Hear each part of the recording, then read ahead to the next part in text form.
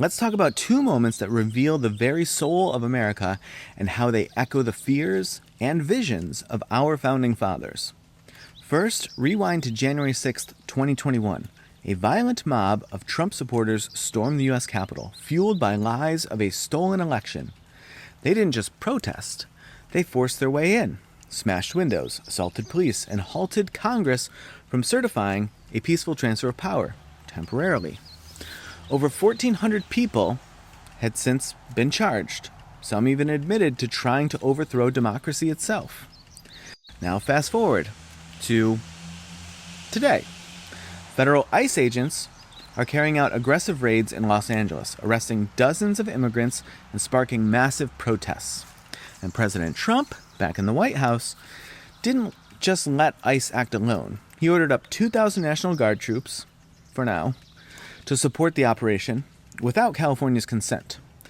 And here's the provocative twist.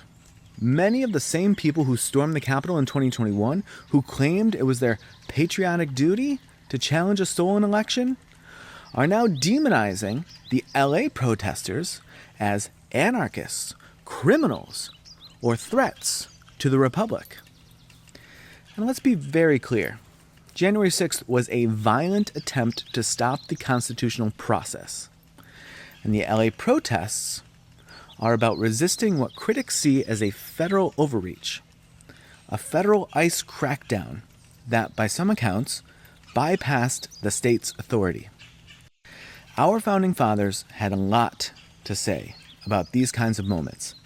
Alexander Hamilton, in Federalist Number 28, said the federal government could and should act to quell insurrections when states can't handle them.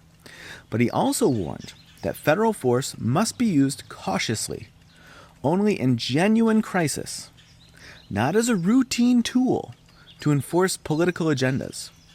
And Thomas Jefferson and James Madison, they were both deeply skeptical of executive overreach. They denounced the Alien Acts of 1798. You've probably heard of those recently. This let the president deport immigrants unilaterally. They believed even federal power should bow to the will of the people and the limits of the Constitution.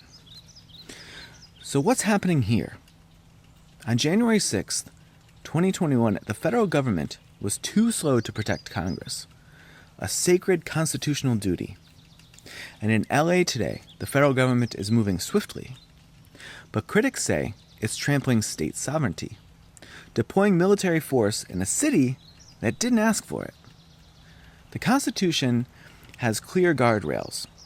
The Insurrection Act lets the president deploy troops only in cases of real insurrection or lawlessness when states can't keep order.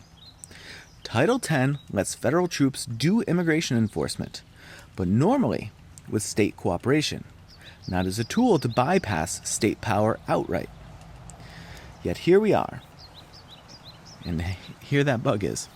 In 2025, California's governor is suing, arguing this deployment is unconstitutional and violates the 10th Amendment. And what's truly telling is the same voices that stormed the Capitol, claiming the people's will, are now labeling the LA protesters, many of them immigrants and allies, as enemies of the nation. That's the hypocrisy at the heart of it. Red tie good, blue tie bad. No principles need be infused into the situation. When the Capitol was attacked, it was an attack on the people's voice, on Congress itself. When LA protesters stand up, they're demanding the people's rights and the limits of federal power.